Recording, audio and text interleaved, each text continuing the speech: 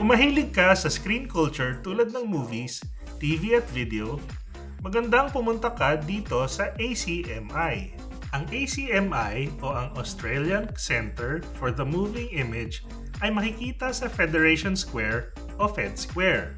Ito ay nasa kahabaan ng Flinders Street at katabi lang ng St. Paul Cathedral, Flinders Street Station at Hoosier Lane. At siya ay bukas araw-araw mula alas 10 ng umaga hanggang alas 5 ng hapon. Siya nga pala, walang bayad ang pagpasok dito. Dating State Film Center of Victoria, ang museum na ito ay nagbukas noong 2002. Madaming makikita dito tulad ng sinaunang cameras, miniature sets, replicas, at marami pang iba.